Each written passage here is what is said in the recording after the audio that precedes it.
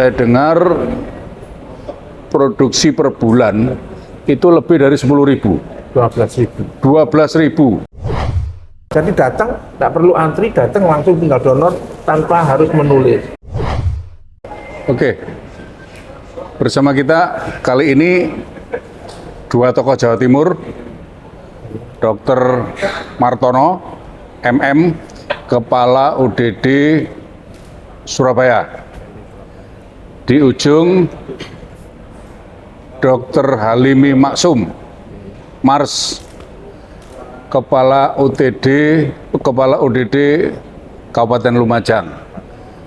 Ini agak unik, agak beda karena Dr. Halimi kecuali Kepala UDD di Lumajang juga adalah Direktur Rumah Sakit Umum Daerah.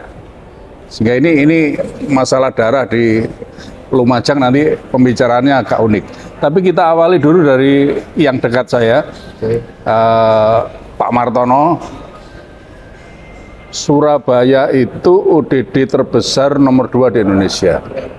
Saya dengar produksi per bulan itu lebih dari 10.000. 12.000. 12.000 Ya, per bulan. per bulan. Ini enggak main-main, 12.000 per bulan. Banyak yang harus dikerjakan, baru mencari donor saja sebulan 12.000, masalah besar sebetulnya. Bisa cerita Pak Martono, persoalan bagaimana menjaga quality maupun quantity di UDD Surabaya. Silakan. Baik, terima kasih. Jadi kalau kita lihat memang UDD PMI Kota Surabaya itu kan kalau di Jawa Timur itu memang terbesar, tapi di Indonesia nomor 2 setelah UDD DKI.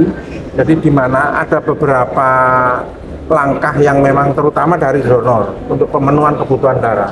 Donor itu tentu kita akan bekerja sama dengan stakeholder, diantaranya ada pemerintah, ada swasta itu ada instansi-instansi, ada juga di gereja-gereja. Itu selalu kita jalin hubungan baik, di mana kita setiap tahun juga untuk menjalin hubungan baik itu kita melakukan, contohnya kita selalu ada pendekatan di mana pada waktu kegiatan donor kadang saya sendiri juga datang untuk menemui mereka. Itu yang pertama. Yang kedua, sehingga memang komunikasi terus terjalin.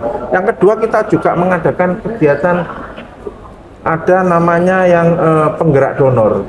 Nah, ini kita Pertemuan penggerak donor gitu ya? Iya, kita berikan reward untuk penggerak donor sehingga mereka betul-betul sangat diperhatikan.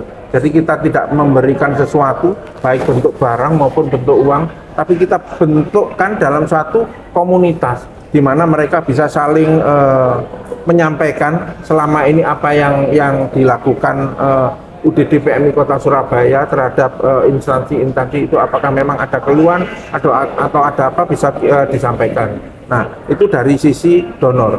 Sedangkan dari sisi kualitas tentunya kita akan jaga kualitas ini. Di antaranya kita sudah mendapatkan yaitu pertama kali mendapatkan CPOB pertama kali pada waktu itu tahun 2017, dan sampai sekarang CPOB itu lebih kita tingkatkan, di mana setiap kali ada setiap tahun itu selalu divisitasi oleh BPOM. Nah, ini selalu ada temuan-temuan. Nah, itu kita tingkatkan terus. Nah, dan juga lagi mungkin dengan adanya yaitu peningkatan IT, dan IT sekarang kita sudah semakin berkembang.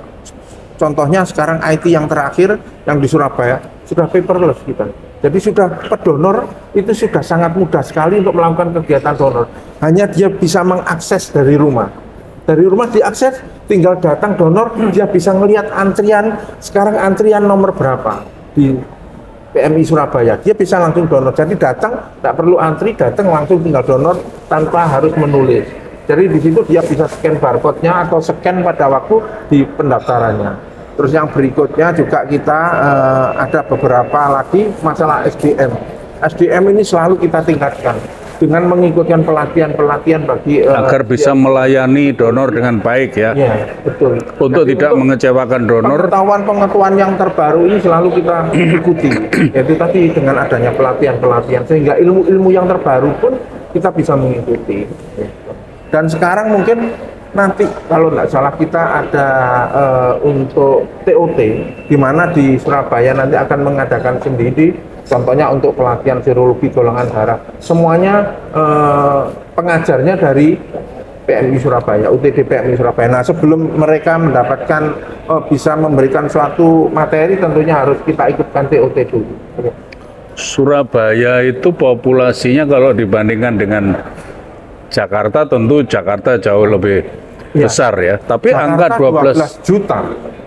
Iya, populasi ya. Iya, populasinya, sedangkan Surabaya 3 juta. Iya.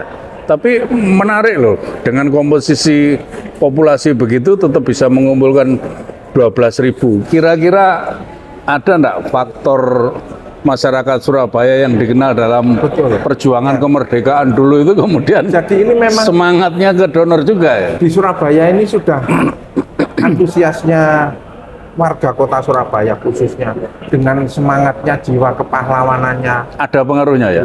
Ada pengaruhnya. Jadi contoh di Surabaya kita menggunakan media elektronik, di mana media elektronik yang terkenal kalau di Surabaya itu kan Radio Suara Surabaya.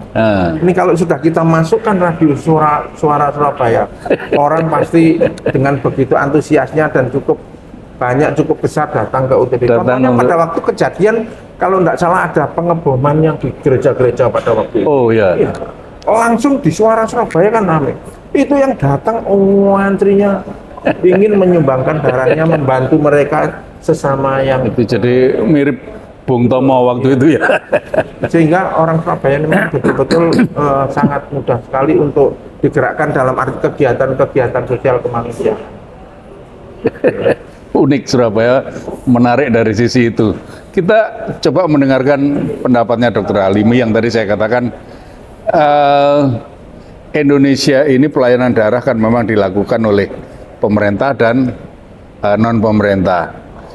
Dalam hal ini Dr. Halimi ini Direktur RSUD sekaligus Kepala UDD PMI di Kabupaten Lumajang.